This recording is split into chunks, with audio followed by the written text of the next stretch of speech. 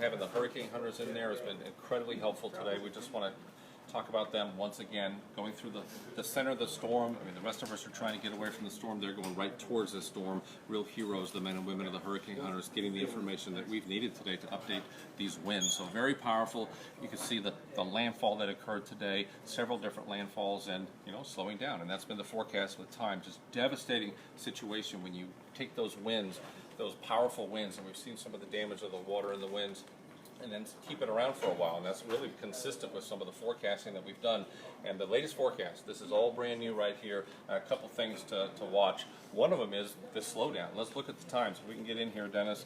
Let's see, this is 2 p.m. on Monday, 2 p.m. on Tuesday. I mean, that's 24 hours and still a major hurricane. So, just battering winds, and that continues. The rainfall could see 30 inches of rain in some isolated spots, and also those waves and the seas continue the water. So still a very dangerous situation, very catastrophic situation for those in the Bahamas. So let's look with time. We're really talking about that turn. A couple different things to think about. Let's look at the timing. So Tuesday, Wednesday, Thursday, and then up right to the top of the screen right up there is Friday. So we're going to be dealing with this for most of the week. And our forecast, keeping the center right off the coast. However, look what we've been saying all day. You have to be careful with that, because look at the size. We talked about it being 140 miles away from the center and expanding. Hurricane force winds right in the center there. So it's not just around the center. We're talking about those impacts well outside the center. So if you take that with time and move it to even our forecast, and you think about those tropical storm force winds, then it's a lot of folks are going to see the tropical force winds, and that's why we've got some new watches and warnings out right along the coast for storm surge and also for the hurricane force winds. Because look how close. This is the coast of Florida. Look at the closest approach there, getting very close to the coastline, and we've been talking about this all day. It just takes a little wiggle, right? Little movement, little jog, and then all of a sudden you're a little closer to the coast. So that's one comment. The other thing that we got to remember is anywhere inside this cone, 2/3 of the time, based on our error over the last 5 years, you can see the center. So you still could see a situation where this moves right up the coast or maybe a little bit inland, and that's going to cause a lot of damage, hurricane force winds, and we're going to see the storm surge. So wanted to kind of paint the whole picture there, and that's the Florida part, and we still got a ways to go towards the end of the week where you can see some of those hurricane force winds, the storm surge, very susceptible. I mean, right along the coastline in the Carolinas, down South Carolina, even portions of Georgia, very susceptible to the storm surge. So we're going to be watching that real close with time. We do have a brand new storm surge graphic looking at that storm surge warning for portions of the coast. You can zoom right in there. I did really want to cover some of the levels here, 4 to 7 feet. Look at that. That's pretty significant. Not every place might see that, but especially where the water piles up. You have a lot of places where you got those inlets where the water comes in and just starts piling up. You can see some of those higher levels. So that's just one of the dangers that we have. And in fact, historically, storm surge being half of the fatalities that we see in these tropical systems. So we really need to keep an eye on those type of things. And the rainfall, we showed the rainfall earlier today. The rainfall is still the same.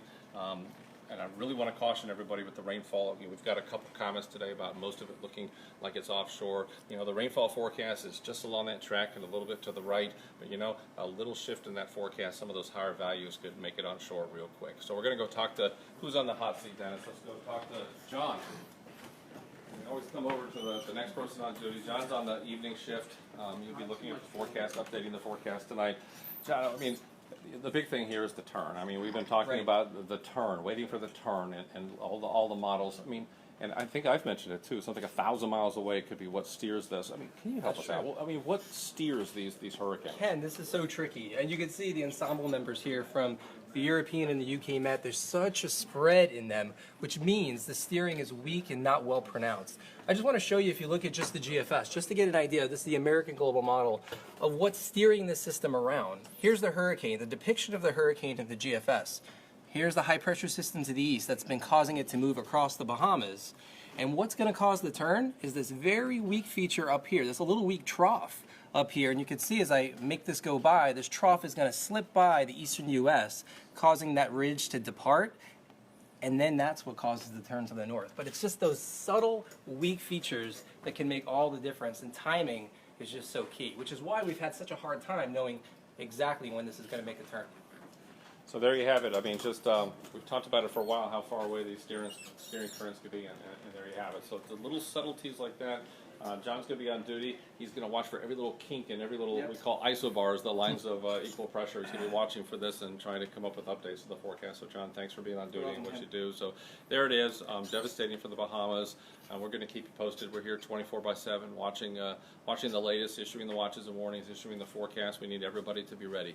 There's going to be some impacts, concentrating whether it's offshore or onshore. Even if it's offshore, look, still going to be some impacts and a little bit of jog, right? A little bit towards the coastline. You can see those hurricane force winds and some big impacts. The key here, let's be ready. Keep an eye on the forecast. Listen to the local officials. If the local officials say you shouldn't be there and need to leave, then listen to them. It's really important. Let's keep safe during this storm. This has been Ken Graham right here at the National Hurricane Center.